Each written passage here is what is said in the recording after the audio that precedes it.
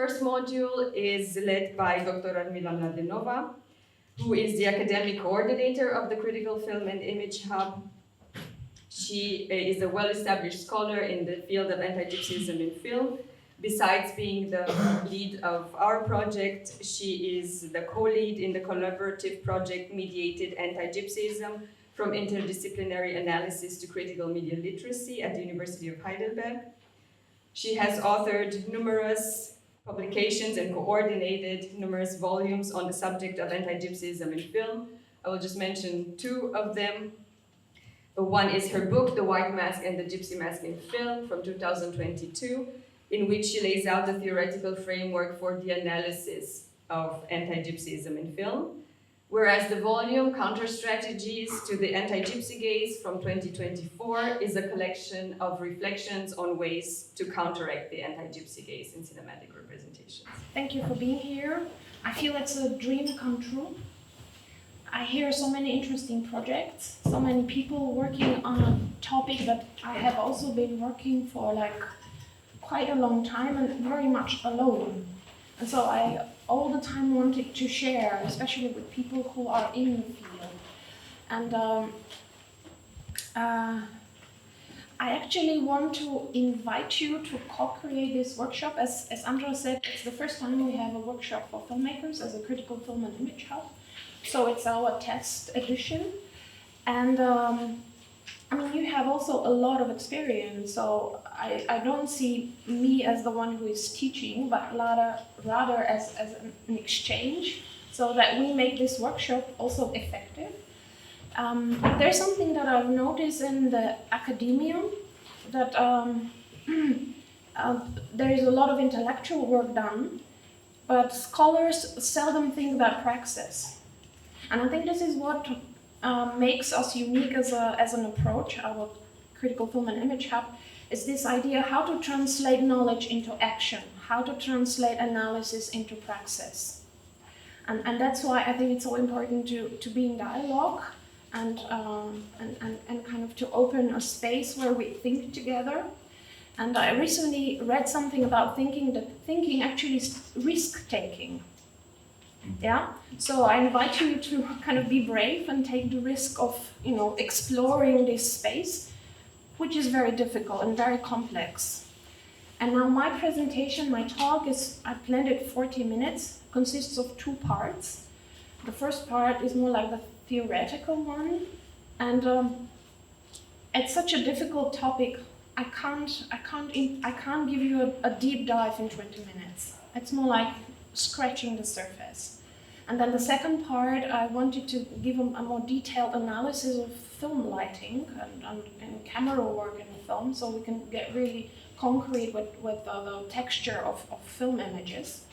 I would like to begin my talk with a few notes. First, as racism is the object of my critique, my talk inevitably will refer to racist content, both text and images. So we're going to work with racism here.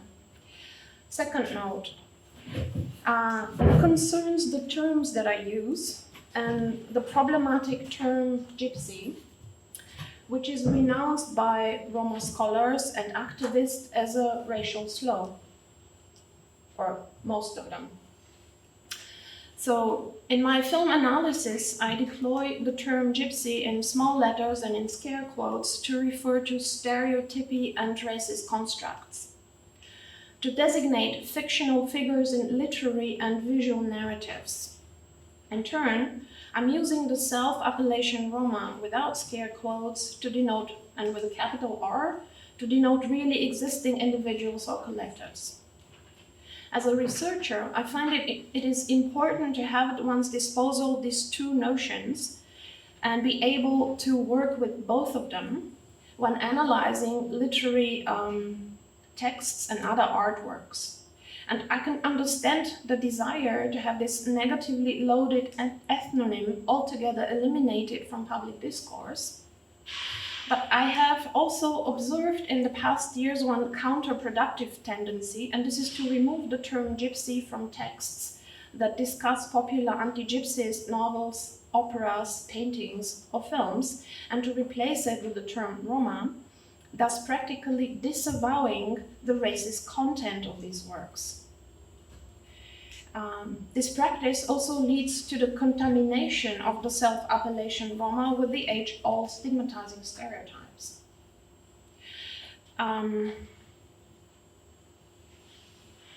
The third note comes in the form of a film that provides a shortcut to the main terms and findings in my dissertation. The essence of what I have described in 450 pages is visualized here in 2.5 minutes. So undoubtedly, art, film, has some advantages over science. And now I'm going to show you the film. I actually thought maybe someone wants to say shortly now, what did you see? How would you frame the film? What is it that made you laugh? Well, in my case, since I've been working in casting for 10 years, it's very realistic. Okay. Yeah, I think also the contrast between what people want and what they think they want, what authentic representation is, it's still all extremely muddled. Mm-hmm. Yeah, that was very amusing. Mm-hmm. Very tragic, but very amusing. Okay. Yeah. What I think is funny is how they represented the German society, which is very, very woke on the outside, but doesn't really know how it is in the inside. So they're like talking how they should express themselves, but not really considering to learn something about the culture. And this is really what even I, that I'm from Croatia, get. And very quiet and blending. It also highlighted the intersectionality of discriminations. So one Roma was actually discriminating against another minority group in the process. And that's just what happens, that those levels of power just clash. Okay. Yeah. Can I just? Yeah. I really liked that the Roma opposed to the stereotype. Yeah. Protested. Yeah. What I must say, rather in a self-critical way, when I start laughing, I'm laughing about myself because I do have, certain stereotypes learned, and to reflect that. And I think to really get into a story and to feel the story, you need a kind of understanding by reflecting yourself. Otherwise, you wouldn't understand what's funny, which is not funny. Yeah. Well, that's why we fought for this film that was pitched in competition with another 10 projects. And what I really liked about the film, it was the only one that was funny. And in Germany, it's not easy to work with humor. And people say directly that they have been trained not to laugh. And I think it's tragic. And the other thing which I value so much about the film is this self-reflection. So it's a film about filmmaking. So it kind of turns the camera towards the filmmakers. And I think this is very important, this moment of self-reflexivity, because it's a contemporary film, but actually it shows how films have been produced in the last 120 years. And this is what my research is about. So it shows the power dynamics behind the camera that very much determines the product that you have at the end, the images that you have. Okay, so I continue. So in my dissertation, which was published in 2022 in an open access format, so you can all leaf through it, download it as a PDF file, I have grappled with the hitherto largely neglected phenomenon of gypsy-themed fictional films, analyzing a wide range of works. I have come to the conclusion that gypsy-themed fiction films represent a film form of their own and occupy a central place in the national cinemas in Europe and the USA since the dawn of film. Drawing on a sizable corpus of works from this area, Europe and USA, over 150 films, I demonstrate that regardless of the place or time of origin, the set productions have the skeletal frame of ethno-racial masquerades. As such, they are akin to blackface minstrel shows and often enjoy similar levels of obsessive popularity.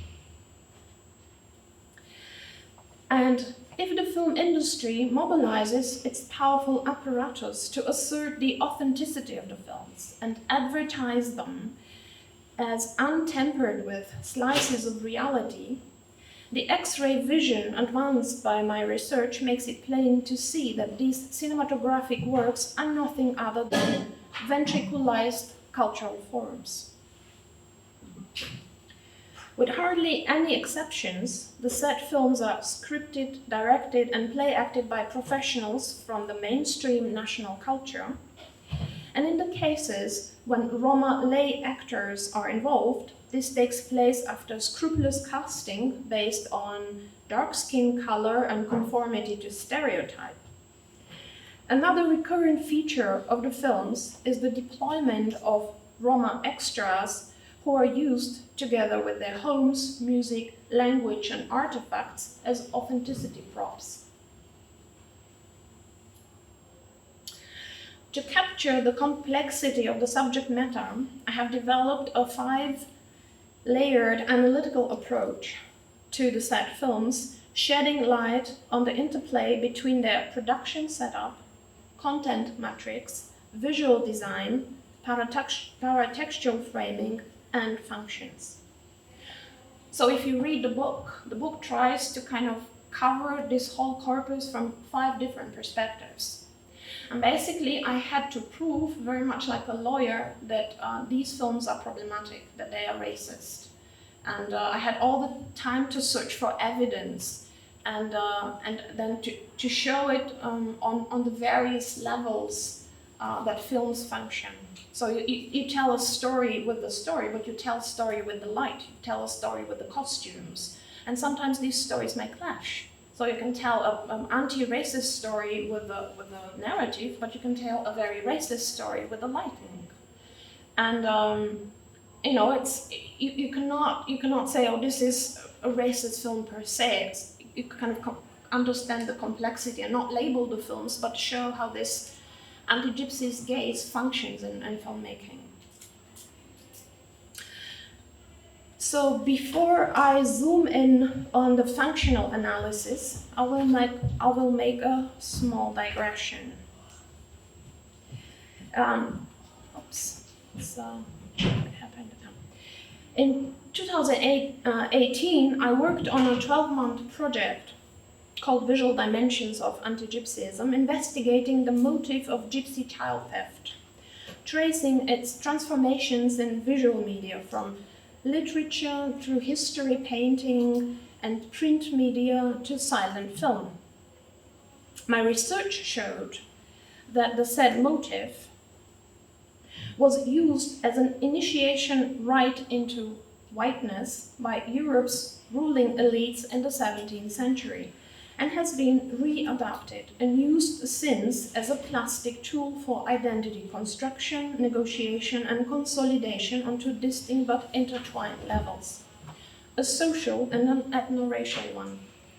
The high popularity of the child theft motif lies in its initiatory power to confer whiteness both to different social strata, from the high nobility to the working classes, as well as on different national majorities across Europe.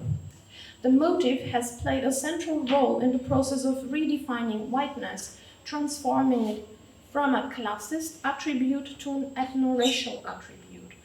Like in 17th century, white were only aristocrats. And so this transformation, this understanding that the whiteness which aristocrats developed as a notion then was transferred onto the nations in Europe. So this is this transfer from a classist attribute to an ethno-racial attribute, so that entire nations in Europe nowadays consider themselves white. It's a long process, and cinema has a central role to play in that process.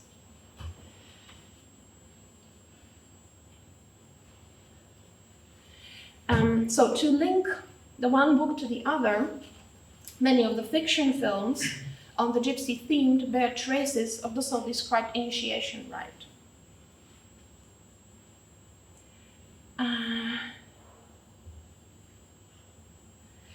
So my approach to the analysis of screen images of gypsies, or in fact of any ethnicized or racialized representations in film, is based on Hans Belting's notion of the mask.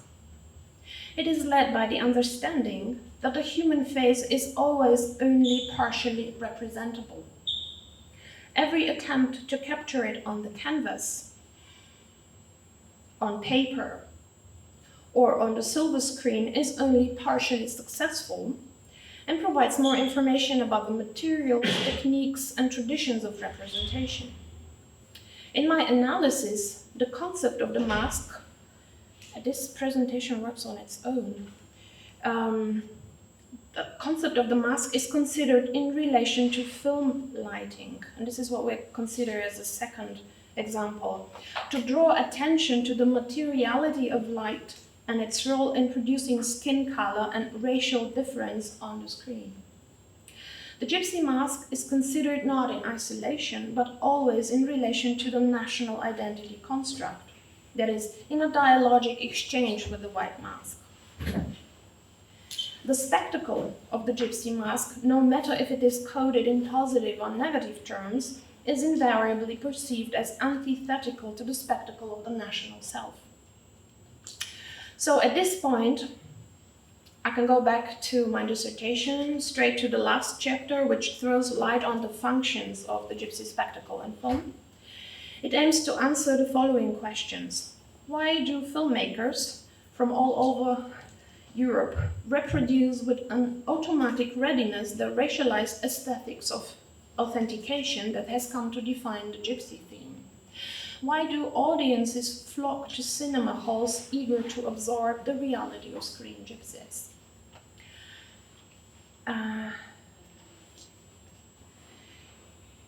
So we come to the functions.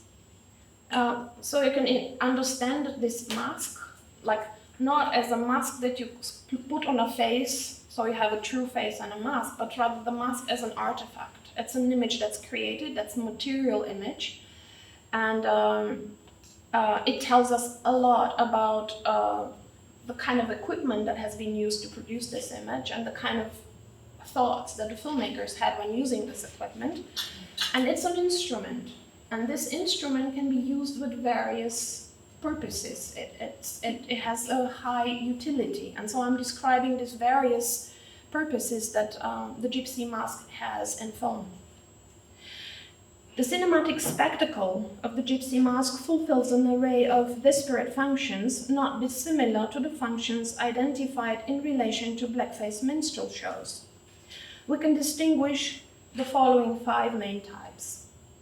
So, the gypsy mask is ubiquitous in film narratives, and therefore it can endow figures and stories with a high level of visibility, and that's the aesthetic function.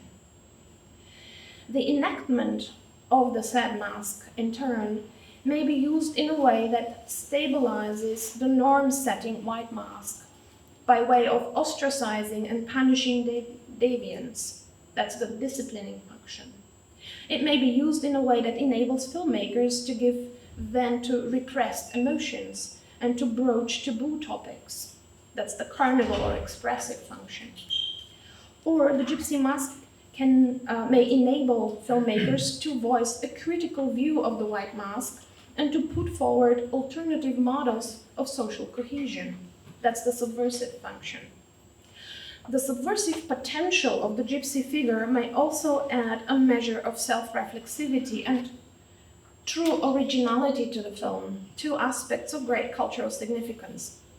Just as in blackface minstrel shows, the performance in Gypsy Mask may have a strong uplifting effect on the professional career of the white filmmaking crew, or mainstream filmmaking crew, elevating the film director and the lead actors, and sometimes even the national cinema they represent, to the first ranks of the international film scene. That's the socially integrative function.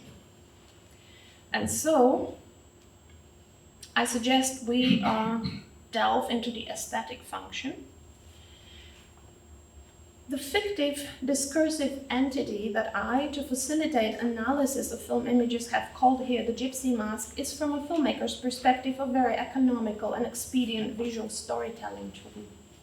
It is universally decipherable, it is easy to mark and stage on the big screen, and it is unusually flexible, both in narrative and iconographic terms.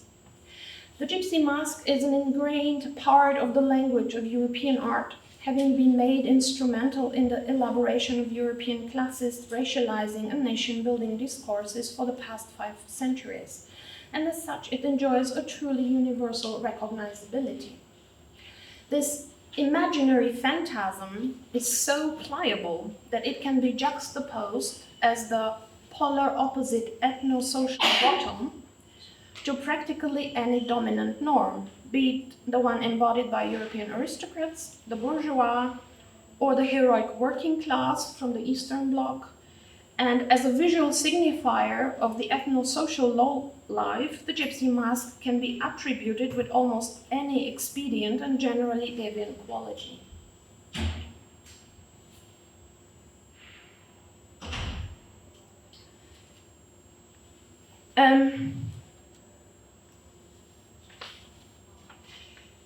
The gypsy construct is a universally recognizable figure with an ethnic tag that is color-coded as non-white or black in such a way that its coloring conveys simultaneously at least 4 distinct meanings.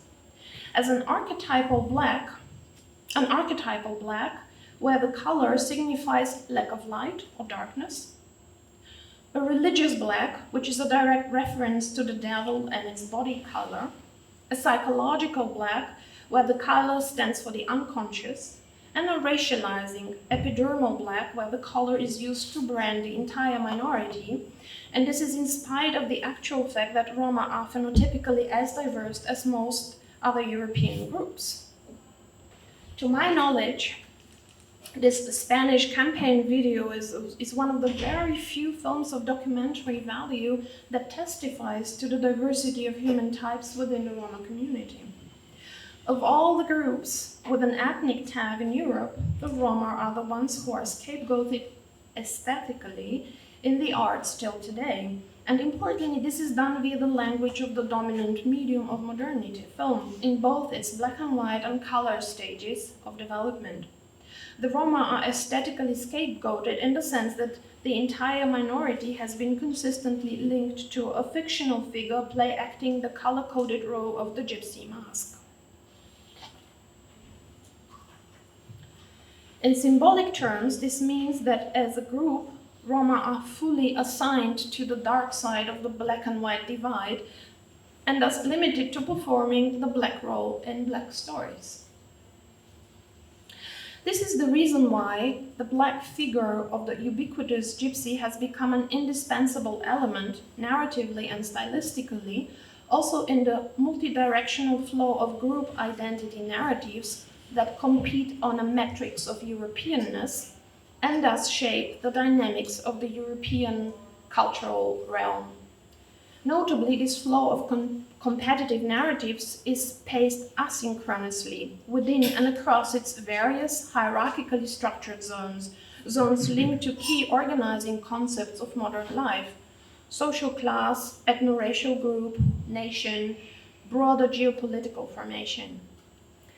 Since whiteness cannot be pinned down to one valid for all skin tone, the instability of its boundary, the fact that it is used as a movable criterion for inclusion and exclusion, creates conditions for a constant rivalry on the level of group identity fictions.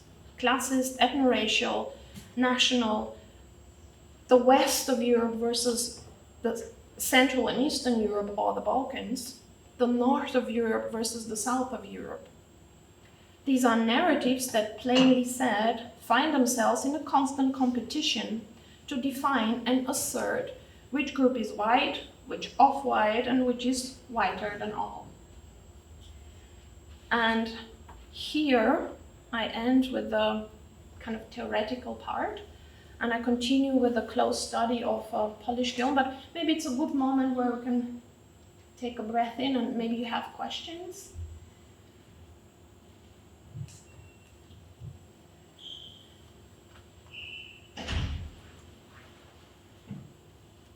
No comments? Or, yeah. I have a question how you conceptualize the mask. Because you say you mean the mask as an artifact. Yeah. But do you mean the artifact is the result of the making process? Or is the artifact that you analyze the image on the screen? The image. It's the image. It's the two-dimensional image. Okay. That's the mask. Ah, yeah. Yeah. So you can use makeup to create it, you can use lighting to create it, you can use costumes, you can use camera work, you can use various instruments, but eventually you end up with a two-dimensional image. Mm-hmm. Yeah. Yeah. So it would be the face in Yes. the frame. Yeah. Oh, yeah. The black and white film Papusha from 2013, written and directed by Joanna Kos-Kauce and Krzysztof Kauce, offers an example of the subtle tactics of negotiating whiteness on the big screen. I focus on the use of lighting and camera technique for the construction of visual authority in which white and non-white skin color play a central part. Maybe we can turn off the light just for a second so people can see and then we continue. Yeah, it's true. To the image before. Yeah. To the previous image. So normal lighting, 3-point lighting, and darkened silhouette. Peripheral character, central character. Introduction scene. How the central character is introduced. And then the second image.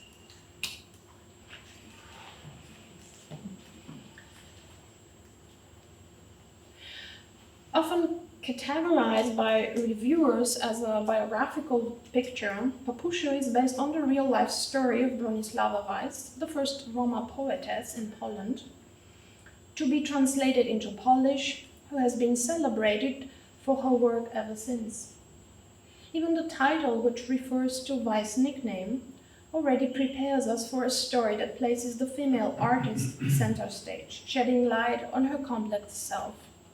Yet a close study of the film's use of lighting overthrows this expectation. In spite of the director's widely advertised intention to produce an intimate portrait of the Romani poetess, the Papusha is disadvantaged, not privileged as befits a central character by the lighting and the camera work. The character is deprived in various ways of her most significant individualizing attribute, facial visibility on the big screen.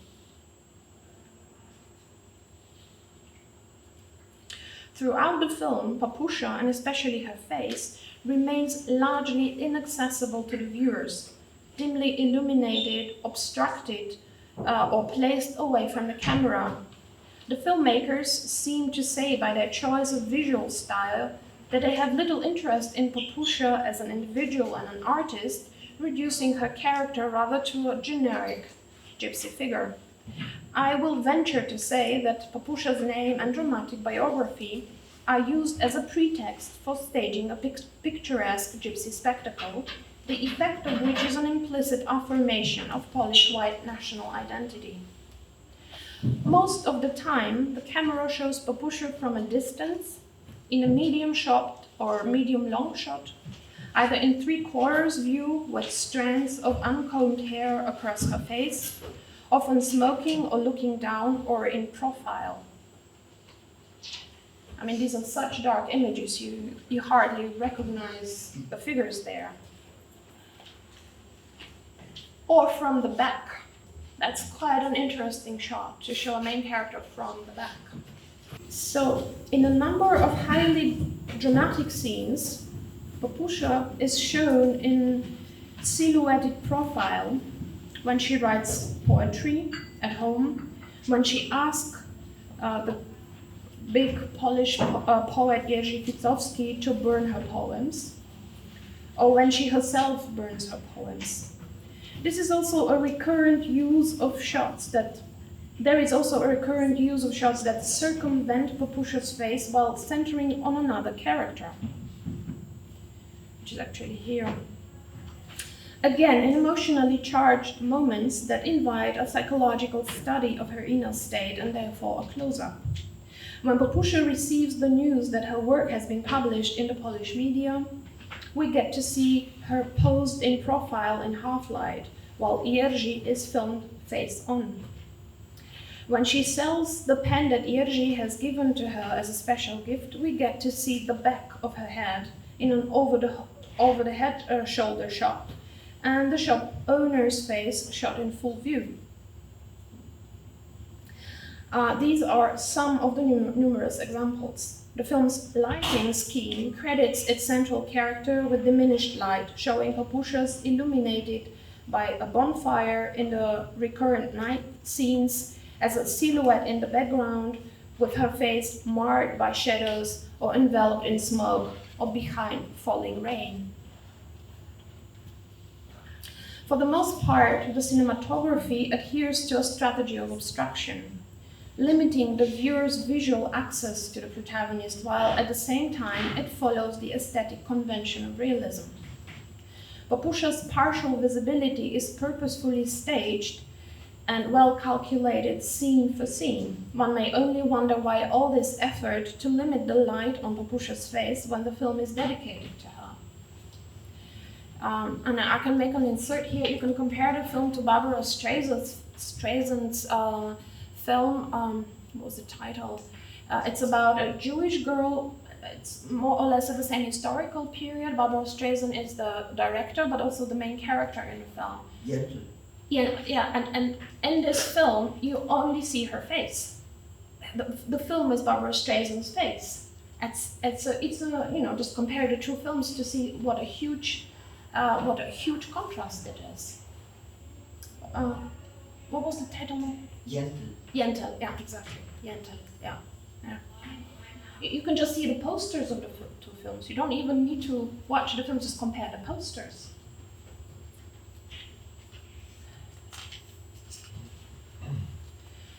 One key scene at the beginning of the film, we see Papusha's mother, enveloped in dark, shabby clothes with a black headscarf, standing in front of a shop window and looking at a white lady doll with an ornate white dress and a summer hat. It is winter time and the girl is pregnant, about to give birth. We can see her reflection in the window next to the exquisite white doll, which heightens the contrast on a number of levels. Black versus white, poverty versus wealth, life versus artificiality, outside exclusion, exposure to natural elements versus inside inclusion, protection and bodily comfort. The scene with Papusha's pregnant mother helps us understand how Bronislawa Weiss received her nickname Papusha, doll in Polish, and what this nickname refers to: a black woman longing for whiteness.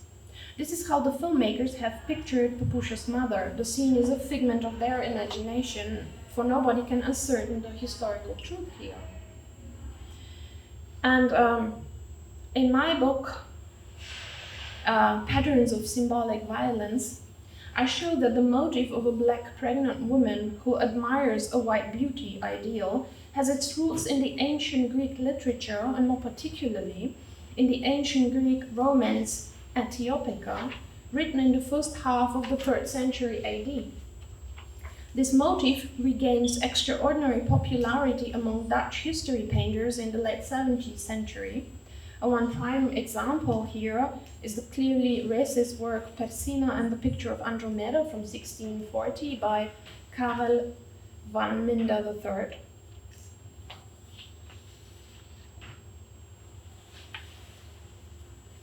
I'm coming to the end. I mean, I've had huge debates about the film, once on the level of how light works, and another time how content works. So I think at this moment I move more on the content level, just to show that the choice of lighting scheme is not accidental. So on the whole, the black and white film Papusha transports the idea that there is an impervious line of difference between the sedentary and literate Polish majority and the nomadic and illiterate Roma minority. By showing that nomadic lifestyle, a deep-seated hostility to education, and dysfunctional, abusive family relations constitute the minority's defining traits, the film implicitly asserts its authority and non-integrability. It is notable that there is not a single strong relationship among Roma shown in the story, between friends, siblings, or marriage partners. Usually, when filmmakers want to subvert anti-Gypsy stereotypes, they stress the strong bonds, as is the case in films such as Korkoro by Tony Gottlieb or Gargiulo, or the film by an Indian filmmaker, and The Violins Stopped Playing from 1988. I forgot his name. So there is a well-preserved body of poetry penned by Papusha, of which the spectator hears only lame fragments. If the filmmakers were indeed interested in the titular character, why have they deprived the Romani poetess of her voice too? It is, after all, a decision that the filmmakers have made as to which poems should appear in the story. The word poems is misleading with its plural here, because throughout the entire film, 2 hours, we hear only one poem, a very short one, worded by Papusha. It is striking that a biographical film about a poet turns not only a blind eye, but also a deaf ear to its main character and her artistic work. I see this as a telltale sign that the filmmakers do not take Papusha's poetic contribution in earnest. In other contexts, such a treatment of a national poet would be considered downright offensive. In conclusion, it is worth considering what the camera is drawn to. So I really kind of counted the type of scenes. It indulges in panoramic long takes of gypsy caravans, moving through idyllic landscapes, all in all 7 scenes throughout the film, alternating them with nighttime crowd scenes by a picturesque bonfire, altogether 4 such scenes in the film. The camera's perspective betrays the filmmaker's para-ethnographic ambition to portray the community as a whole. Instead of close-ups of Papusha's face, preference is given to long takes of the gypsy camp at night or bird's eye view of it during the day. Although the film narrates historical events that can be arranged along a linear timeline, its episodic and non-chronological structure, punctured by vignettes of the gypsy spectacle. So this structure evokes the mythic world of the radical black other, coded with nature, night, and cyclical time. As the formal analysis indicates, by reenacting the otherness of gypsies, the film stabilizes and reifies the, by implication, Polish white national identity. Whiteness being its most valuable attribute, and also a visual assertion that the nation's assertion of the nation's rightful place in the cultural history of Europe. And that's where I end. Thank you so much.